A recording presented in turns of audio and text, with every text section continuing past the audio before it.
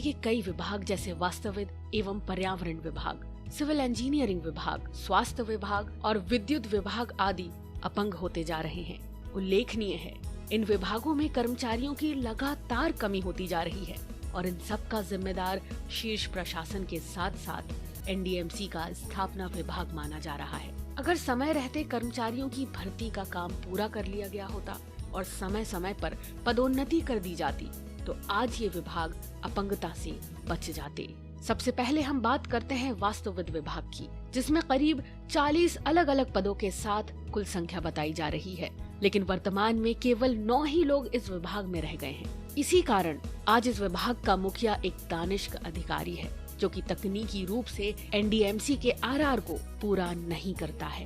वास्तुविद विभाग का मुखिया एक सीनियर वास्तुविद होना चाहिए, लेकिन ऐसा यहाँ देखने को नहीं मिल रहा है। इसी प्रकार ना तो यहाँ पर उप मुख्य वास्तुविद हैं और ना ही पूरी स्ट्रेंथ में वास्तुविदों की संख्या है और ना ही अन्य पदों की संख्या पूरी है। उप मुख्य वास्तुविद न होने के कारण भी सिविल विभाग से आए अधिशासों अभियंता को काम देखने के लिए चार्ज दे दिया गया है। अब सवाल ये है कि तकनीकी विभाग होते हुए भी दोनों उच्च पद गैर तकनीकी अधिकारियों के हाथों में हैं। अगर सीनियर मोस्ट बचे एकमात्र वास्तुविद जी.के. राव को उप मुख्य वास्तुविद का काम सौंप दिया जाता तो कुछ हद तक खाना पूर्ति हो सकती थी, लेकिन ऐसा नहीं किया गया। अगर देखा जाए तकनीकी रूप से वास्तुविद विभाग अपंगता का शिकार है।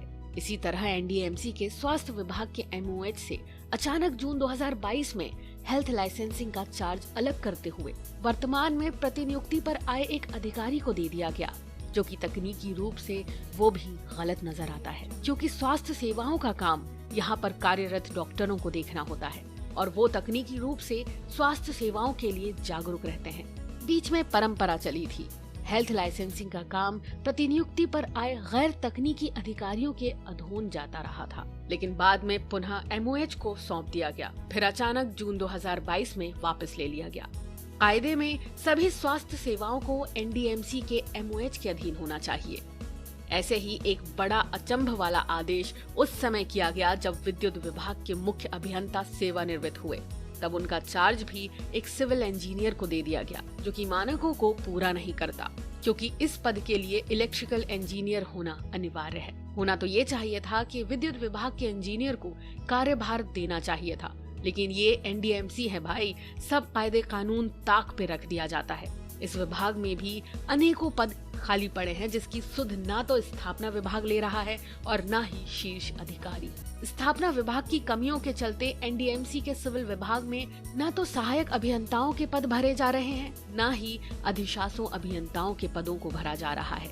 पिछले 20 वर्षों से कई कनिष्ठ अभियंता सहायक अभियंता बनने का इंतजार कर रहे हैं और सहायक अभियंता भी अधिशासों अभियंता बनने का इंतजार कर रहे हैं। वर्तमान में कुल 28 पदों के मुकाबले में केवल 8 ही अधिशासी अभियंता रह गए हैं। ये सब पद न भरे जाने के कारण सभी वर्तमान अधिशासी अभियंताओं को काम से अधिक चार्ज सौंपे गए हैं, जिसके चलते अपने काम को सही तरीके से नहीं कर पा रहे हैं। क्या शीर्ष प्रशासन एनडीएमसी के सब विभागों में कर्मचारियों को कम करने का प्रयास कर रहा है? उपरोक्त इन सब बातों को देखते हुए ऐसा महसूस किया जा रहा है कि एनडीएमसी का स्थापना विभाग सही तरीके से विभागों के पदों की जानकारी नहीं ले पा रहा है। इसी कारण कई विभाग अपंग होते जा रहे हैं। इन सब चीजों को देखते हुए स्थापना विभाग को क्यों ना सेंट्रलाइज करते हुए हर विभाग के मुखिया के अधीन कर दिया जाए, जिससे कि सही जानकारी उपलब्ध रहे।